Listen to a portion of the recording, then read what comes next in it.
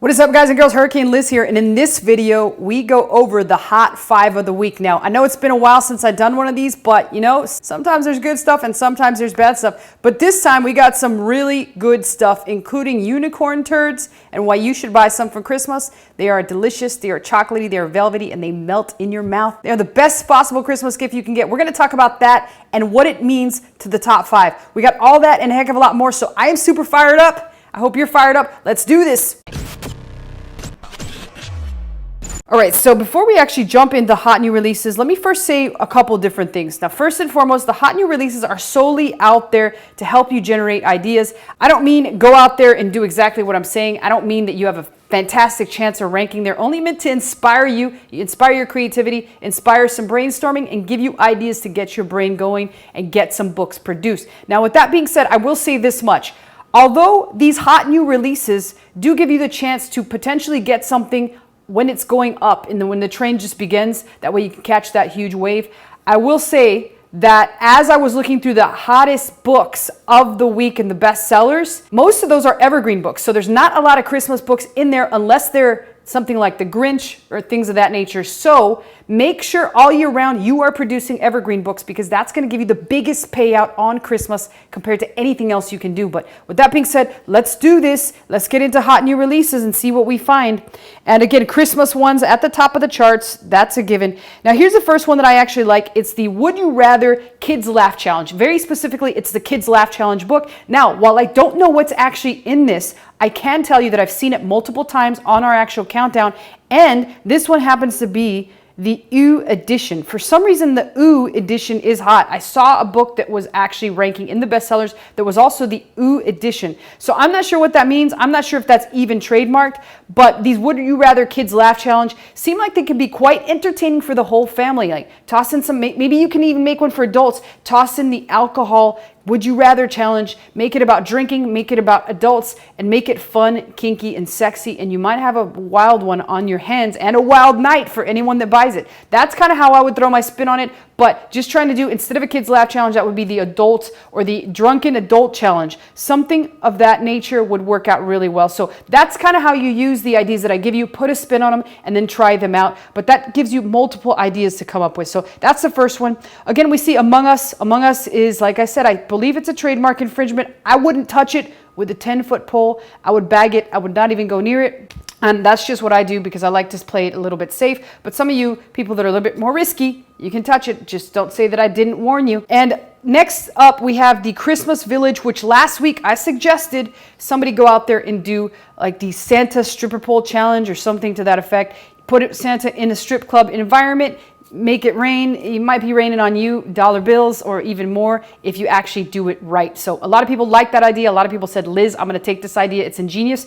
Thank you guys. I always love me some compliments. I appreciate that. But that's something that I just suggested last time. Now this time, here's what I'm going to suggest. I see this coming up time and time again, and it's very specifically activity books or coloring books, but calling out an age group. In this case, we see preschool. But if we scroll up here, here's some toddler books. This is a coloring book, again, for toddlers, and a big animal book for toddlers. So almost calling out the actual age group works extremely well. And you could also create these for higher age groups as well as lower age groups.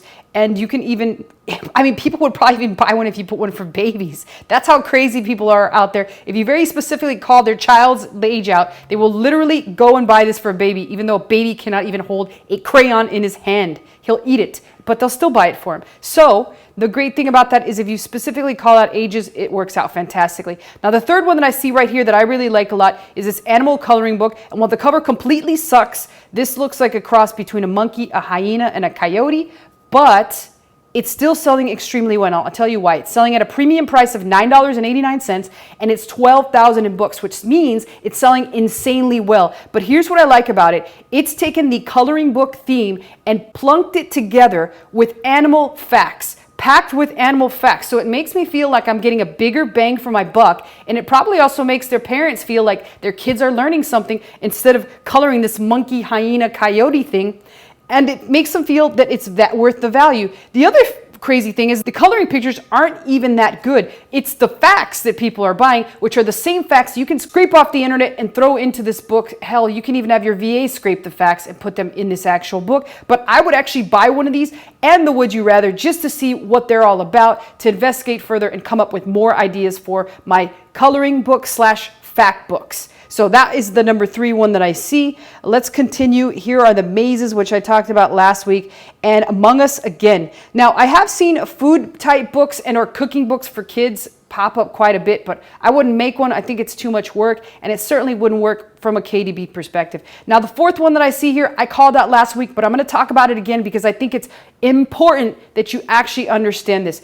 Big Hanukkah activity and coloring book. Now, Hanukkah is a big deal in a lot of communities, and I would say here that I've seen a lot of these, enough of them in the top 100 to pretty much make an entire catalog of Hanukkah books because they are selling extremely well, and a lot of people just kind of fell asleep on this. They did Christmas books, but they didn't do Hanukkah books, and these have proved to be extraordinarily good sellers. So next year, coming around, if you're paying attention this year, you'll know that next year you can add Hanukkah to your portfolio, and you'll see you should shine like a bright star. Let's continue to go. And here we have Among Us and a bunch of other Christmas books, which we've talked about before. Here's the next one that I see. And the reason I'm going to call this one out is because I also saw a very similar book in the top bestsellers that specifically had the word crayon on the actual front page, and then it had like the crayon actual design type thing. Now, if you call out crayon, it's almost like people feel like they're getting a valuable book, and it's almost like they feel like crayon is a trademark word where they're mixing it up with Crayola. I don't believe that crayons are trademarked. I would take a look at TM Hunt to make sure that I'm not wrong on this, but almost calling out the crayon makes people want to pick this up, specifically when it has a very attractive cover. So you want to make sure that it does have an attractive cover, or else it's not going to work out. But again, take a look at the top 100 bestsellers and you will see a crayon book on that list as well. So let's continue to see if we see anything else on this page other than illegal trademark infringing books. We want to stay as far away from those as possible. And here again, we got more Hanukkah and more Among Us and more Christmas, which is not a surprise. And this one is pretty interesting. This one looks a lot like a design from Modern Kid Press. It's called Christmas Scissor Skills. So they make it look a lot like Modern Kid Press. And it's one of the first scissor skill set books that I've seen for Christmas. So it's pretty interesting. While I wouldn't call it out on this, I think I have in the past, I certainly think they did a pretty solid job creating that and doing an entirely different theme for Christmas. And here's one that I do want to call out. It's the Gag Gift books. Now this one happens to say keep calm. I have a spreadsheet for that, which kind of reminds me of someone we have in the office. That mofo creates a spreadsheet for everything. I mean, he'll even create a spreadsheet for when he took a dump. So if you got somebody in the family that does that, then one of your best bets is to brainstorm other funny things that you could put on the cover and use them as gag gifts. Very specifically call out the fact that they are gag gifts. Another one that comes to mind is a couple weeks back, we talked about the boobs on the cover of the book where it said 100 super attractive sets of boobs. And the guys got the gifts, they opened them up, and it was nothing more than blank lines of paper. And while we took a look at the actual reviews, a lot of men were complaining that they were getting blank notebooks with no boobs in them whatsoever. But the book was still a hot seller because, hey, the ladies thought it was a hell of a funny gift. So always think about the gifter giving the gift instead of the person that gets it. The gag gift always usually works out best like that. So this keep calm, I have a spreadsheet for that, is a very perfect example of just that. All right, so I don't even think we're going to see that much more other than Christmas books and Happy Hanukkah books, which are always in the top. Now, here's a very interesting one that I like a lot. It's a play on words, and it's almost like a parody of Guardians of the Galaxy. Now, I wouldn't recommend you guys do this, but if you want to be a little bit more risky with your account, you can certainly use parody type of titles, but then it's going to take a lot of work on the interior of the book. I just wanted to point it out. I thought it was pretty ingenious play of words, calling it Guardians of the Actual Groceries. So that was pretty funny to me, at least I thought so. And finally, we finish off with you put a unicorn on anything and it'll sell. I mean, what does the world come to when one of the top selling products in all of Amazon is unicorn turds? Like I said, they're yummy, they're chocolatey, they're delicious, they melt in your mouth. I wouldn't think of anything that I wanted more for Christmas than a yummy unicorn turd in my mouth, especially when I can share it with my friends and family that I love and adore. And that's no different for this unicorn Hanukkah book, which is right at number 100. You snuck in there, you sneaky little bastard of a unicorn. You snuck in straight to Hanukkah. You snuck into our hearts. and you snuck into the top 100.